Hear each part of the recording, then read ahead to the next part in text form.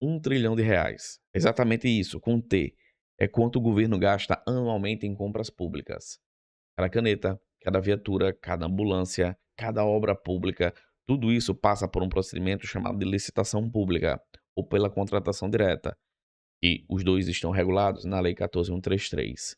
Essa lei, ela tem uma estrutura de criar um procedimento de compra para o Estado, para, sobretudo, deixar a compra mais transparente, proteger aqui de eventuais desvios de recurso público, para promover integridade, para promover isonomia, para promover competição.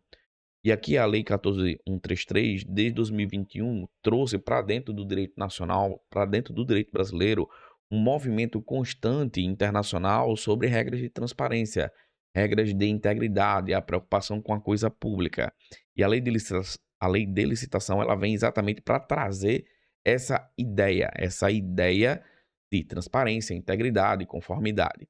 Então esse vídeo agora ele serve para trazer para vocês um resumo dos fundamentos básicos da licitação. Então espero que vocês gostem. Já deixa aqui o curtir no vídeo. Comenta aqui os principais aspectos que você tem mais dúvidas sobre licitação pública para que eu venha assim, grave um vídeo e te auxilie. Para além disso, eu vou deixar aqui também na descrição desse vídeo um cadastro para você assistir uma segunda aula gratuita também. Essa segunda aula é sobre finalidades de licitação. Tranquilo? Espero que gostem. Se inscreva aqui no canal, deixe o seu comentário e até a próxima.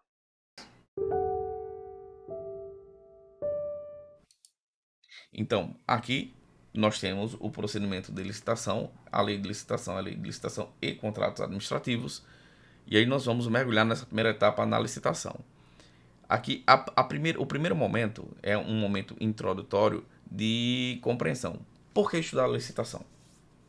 Qual o objetivo de se estudar um procedimento licitatório de aquisição de bens e produtos do Estado? Eu poderia aqui passar 2 horas somente falando o porquê da necessidade de estudar a licitação. Para fins de concurso público, porque cai em prova. E aí você não precisa muito além disso. Os servidores públicos que precisam compreender licitação é porque as atribuições do cargo e o seu fazer do dia a dia vai aqui passar por licitação, necessariamente. Quem atua como procurador vai trabalhar com isso todo santo dia. É minha atividade. Eu trabalho com isso todo santo dia. E aí a grande pergunta é, o Estado resolveu criar uma política pública de proteção à mulher que foi a vítima de violência doméstica.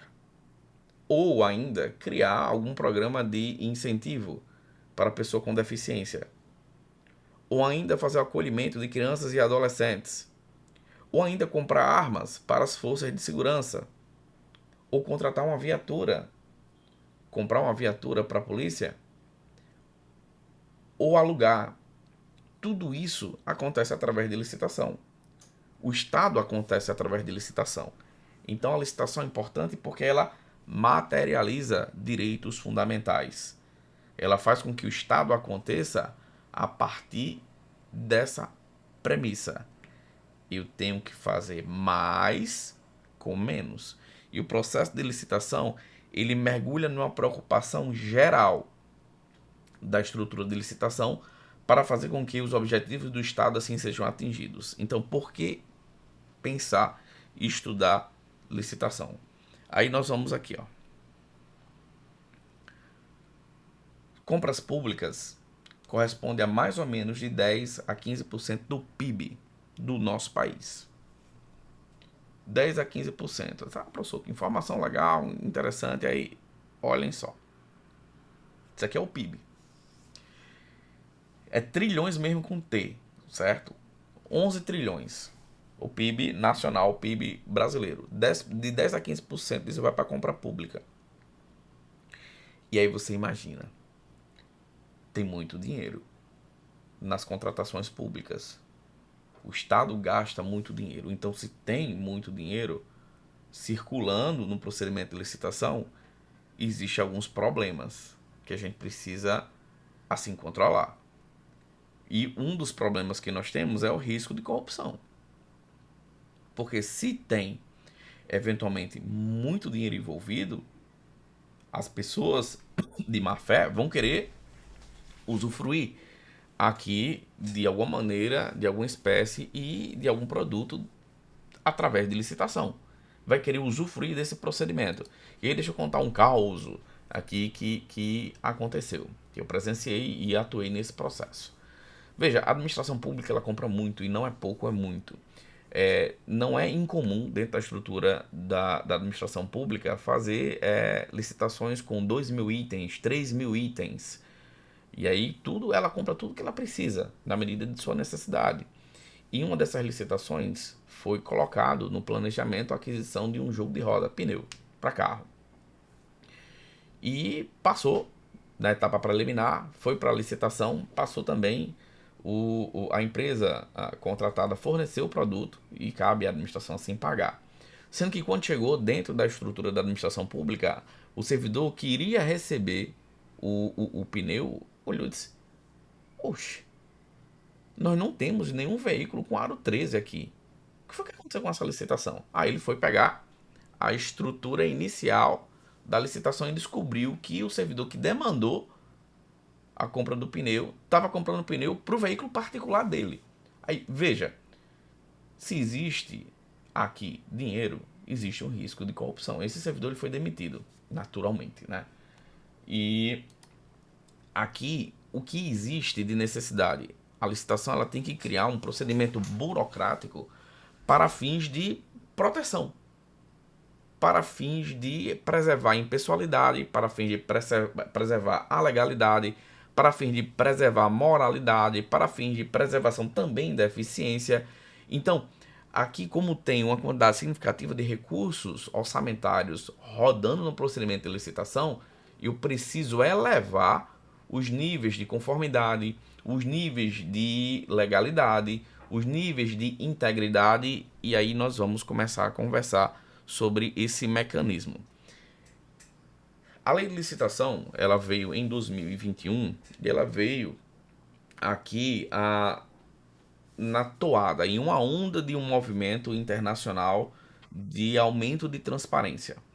E aqui no nosso país, o que foi feito? Foi feito a lei utilizando as premissas do direito europeu e do direito norte-americano de boas práticas em licitação. Então, o que foi feito aqui na nossa lei foi internalizar, ou seja, trazer para dentro da legislação nacional o movimento de normas internacionais relacionadas à transparência, à integridade, à conformidade, à ética, ao combate à corrupção. Então, esse movimento de trazer para dentro do nosso país essas normas internacionais de boas práticas em contratações públicas, sobretudo manifestam um desejo do nosso país de alcançar o desenvolvimento. O Brasil está pleiteando a entrada na OCDE. Então, nesse cenário, o Brasil ele olha com bons olhos as práticas internacionais e busca trazer para dentro do ordenamento jurídico nacional boas práticas aqui relacionadas à transparência, integridade, conformidade e aquisições públicas. Também sustentabilidade. E aí nós temos essa lógica aqui de preocupação. Então, a preocupação com a transparência, e é um dos grandes segredos que nós temos na estrutura hoje da administração pública, é que, de fato, a transparência é um grande elemento que evita corrupção, evita o mal feito. Aqui você tem um paralelo, deixa eu até abrir a tela aqui, você tem absolutamente um paralelo no seguinte cenário. Quando você tem mais transparência, quando a transparência ela é elevada, você diminui corrupção. Quando você diminui transparência, você aumenta a corrupção. É algo muito natural, porque a transparência ela viabiliza controle. Ela viabiliza a possibilidade da sociedade de enxergar, das grandes mídias, dos jornais, dos blogs, eles enxergarem os processos de licitação e criticarem. A sociedade criticar. É a ideia de você aumentar aqui a fiscalização. Nada muito diferente dentro de uma estrutura republicana. Então, esse movimento de transparência, ela gera confiança. Quanto mais transparência, menor o risco de corrupção. Então, a própria lei de licitação trouxe várias janelas aqui de transparência, como o Portal Nacional de Contratações Públicas. É uma janela que eleva e aumenta a transparência. Então, aqui é a primeira percepção de internalização de normas internacionais associadas à transparência foi feita aqui através desse aumento de acesso à informação. A transparência é um dos desejos. Aí, vejam só o que tem aqui no artigo 54, no parágrafo 3º da Lei de Licitação. Após a homologação do processo licitatório, serão disponibilizados no Portal Nacional de Contratações Públicas, PNCP, e, se o órgão ou entidade responsável pela licitação entender cabível, também no endereço eletrônico referido no parágrafo 2º deste artigo, os documentos elaborados na fase preparatória que porventura não tenham integrado o edital e seus anexos. Então aqui nós estamos diante de uma viabilidade, de uma possibilidade de aumento de transparência. Então, nesse cenário aqui que nós temos, a apresentação do Portal Nacional de Contratações Públicas é uma grande viabilidade de elevação de transparência. Então, nós temos aqui a internalização dentro da lei de licitação da transparência. E essa estrutura aqui de publicidade e transparência a gente vai mergulhar e estudar mais à frente. Aqui eu só estou apresentando para vocês o Portal Nacional de Contratações Públicas como um grande mecanismo de transparência. Um grande mecanismo de transparência. Além disso, aqui o movimento de integridade e conformidade. Regras aqui de elevação de ritos processuais e de estruturas burocráticas para fins de proteção da lei de licitação e do interesse público. Então, movimento aqui de proteção da integridade, como, por exemplo, o princípio da segregação das funções. Aquele que demanda a licitação não é o mesmo que paga e fiscaliza. Isso é aumento de integridade. Você tem as linhas de defesa dentro da estrutura da lei de licitação. Os servidores que atuam com licitação atuam na primeira linha de defesa, controladoria interna e assessoria jurídica, segunda linha de defesa, tribunais de contas e o órgão de controle geral na terceira linha de defesa. Isso é uma preocupação com integridade. Diante do volume gigantesco de recursos públicos que gira em torno da licitação. Então, o aumento da integridade é uma outra preocupação. Aí veja só o que nós temos aqui, artigo 60, aqui como critério de desempate, inciso 4º. É um critério de desempate o desenvolvimento pelo licitante de programa de integridade conforme orientações dos órgãos de controle. O que é que o Estado brasileiro está comunicando aqui? Ele está dizendo, olha, empresa, eu sei que sozinho eu não consigo combater a corrupção. Eu não consigo combater o mal feito. Então, venha lutar comigo essa luta. Vamos lutar em conjunto para ver se em conjunto a gente consegue diminuir. E foi colocado aqui como critério de desempate, para fins de licitação, a empresa desenvolveu um programa de integridade e proteção ao interesse público. Isso porque isso tem muita aqui um consequencialismo, uma decorrência da Operação Lava Jato. Aconteceu naquele momento, a percepção de que as pessoas jurídicas, as grandes empreiteiras, no lugar de combater, eles eram grandes incentivadores da corrupção. A Odebrecht, por exemplo, tinha um prédio completo só para fazer isso, para pagar incentivos a parlamentares, a grandes gestores públicos que estavam envolvidos aí em corrupção. Então, aqui o Estado brasileiro percebe que precisa de auxílio de toda a sociedade, não somente das empresas. E aqui colocou como critério de desempate, na integridade. E aí a integridade, ela está associada com a ideia também de governança. Uma governança e é uma preocupação da alta administração pública. A alta administração pública tem que se preocupar com integridade, tem que se preocupar com governança. Aí você tem aqui, ó, o responsável pela governança, deixa eu só tirar aqui aqui, ó. O responsável pela governança das contratações, ele vai aqui implementar processos e estruturas, ele vai aqui observar o controle interno e vai fazer gestão de riscos nas contratações públicas. Aí veja o que nós temos aqui. Essa governança que está sendo apontada e está sendo aqui demonstrada para vocês, ela tem o objetivo de avaliar, direcionar e monitorar as contratações públicas para fins de planejamento, para fins de correção. Aí nós temos o seguinte, veja só o que nós temos aqui no artigo 11.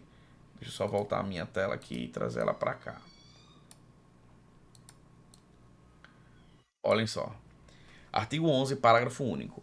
A autoadministração do órgão ou entidade é responsável pela governança das contratações e deve implementar processos e estruturas, inclusive de gestão de risco e controle interno, para avaliar, direcionar e monitorar os processos licitatórios e os respectivos contratos, com o intuito de alcançar os objetivos estabelecidos no caput deste artigo, que são as finalidades da licitação que a gente vai estudar logo em seguida.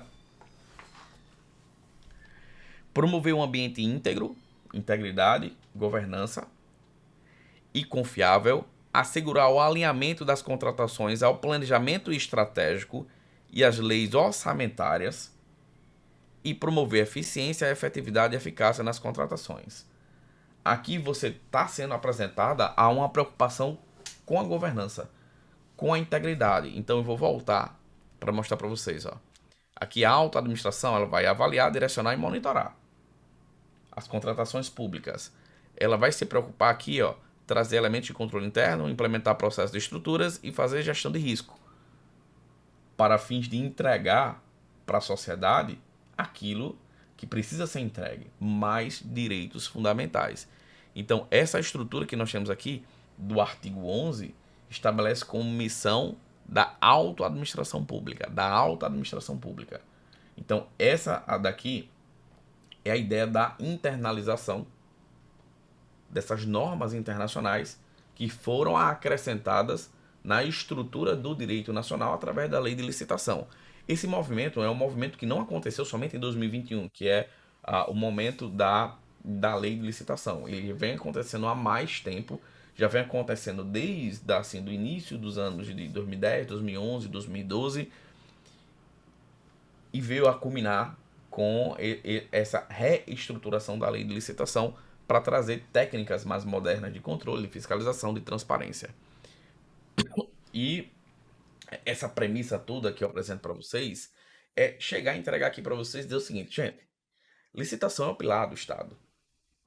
A licitação, ela aqui organiza todo o Estado, desde a construção dos prédios públicos, a compra do material do escritório, da contratação da banca que vai fazer concurso público, a contratação de armamento, de viatura, de caneta, de água, basicamente tudo passa por licitação e o Estado acontece através de licitação.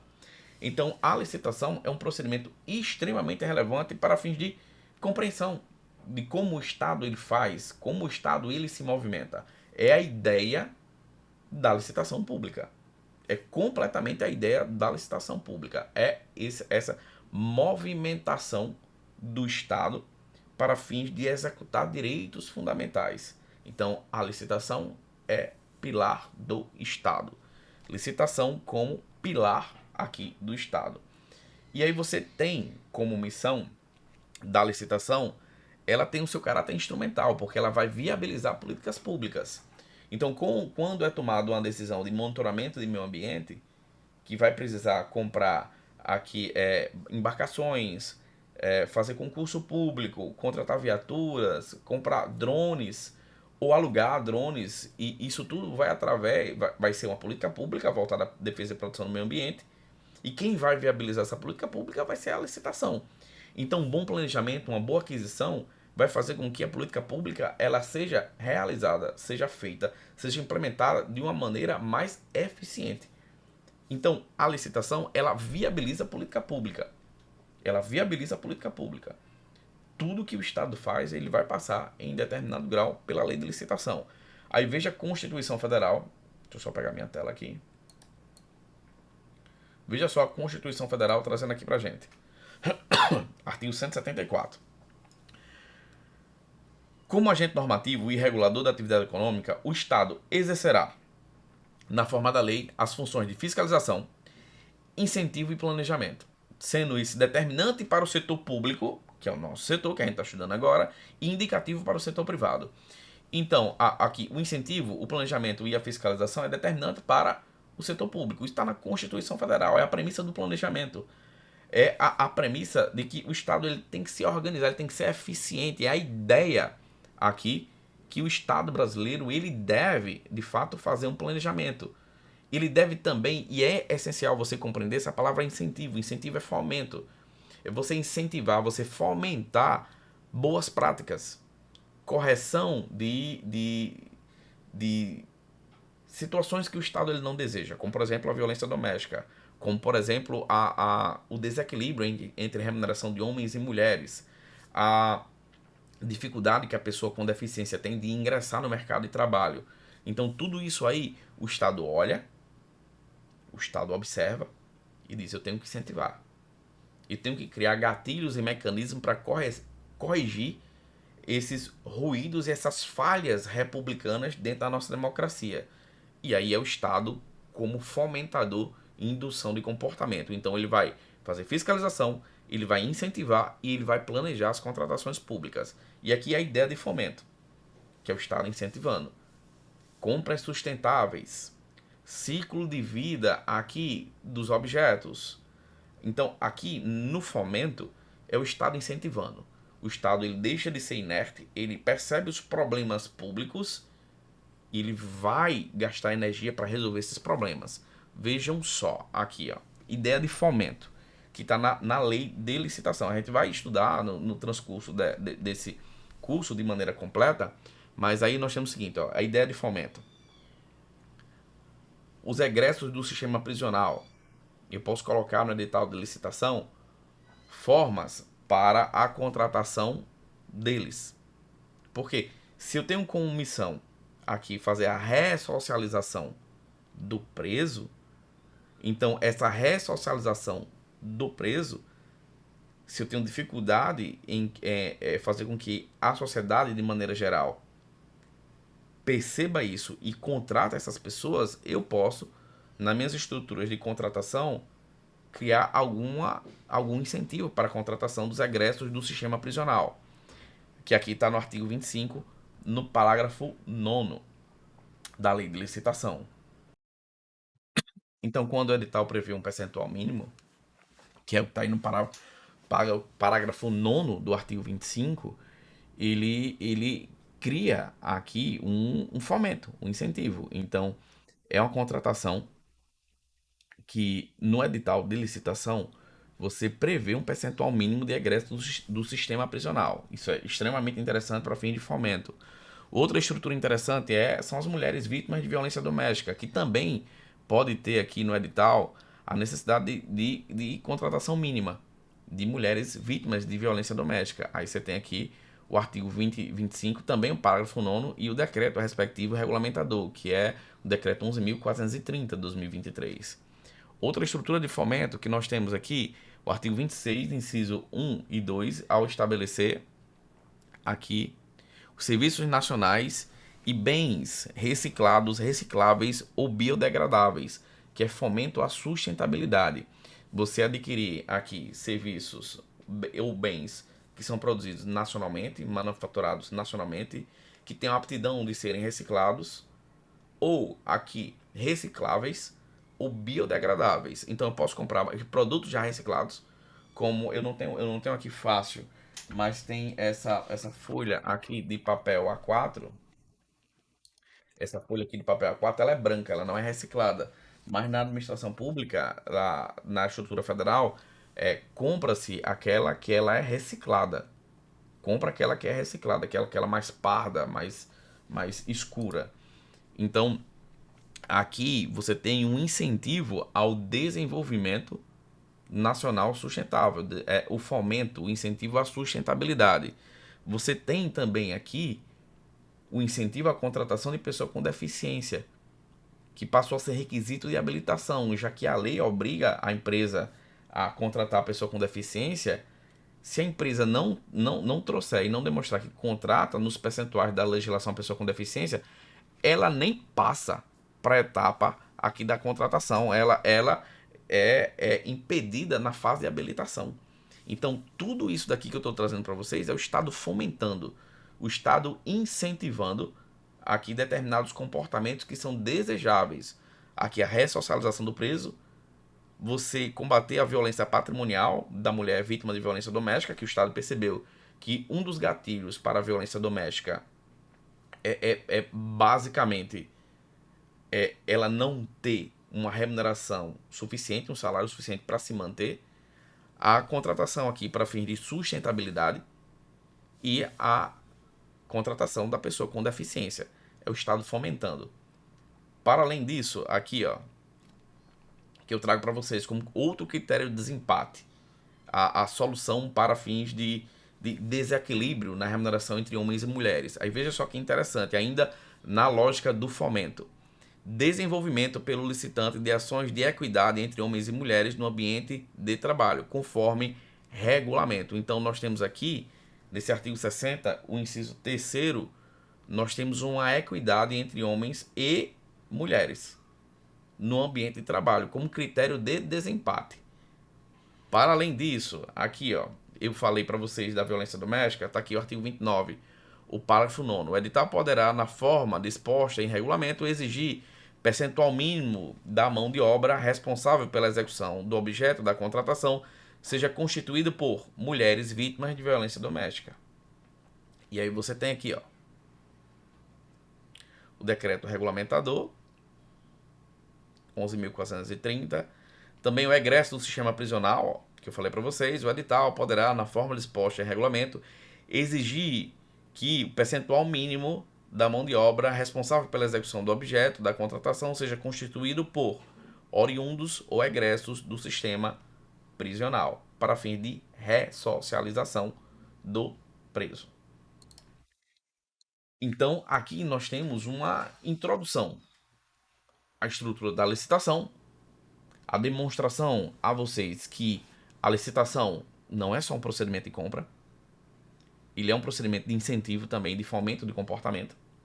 A necessidade que você compreenda que a lei de licitação é uma lei que o Estado existe a partir dela, as políticas públicas acontecem a partir dela, então a licitação não é só um procedimento de compra, é muito mais.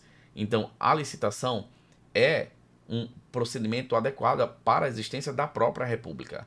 Então, aqui é a aula introdutória da licitação pública para que você compreenda o inicial, a parte introdutória. E você perceba também que a licitação ela tem uma função social. É o Estado comprando, então o Estado tem que comprar e tem que comprar bem. A próxima aula que a gente vai ter agora é uma aula que se refere e vai estar associada à ideia de finalidades da licitação. E essa aula também ela é estratégica. Tranquilo? Cheiro no coração de vocês e até a próxima aula.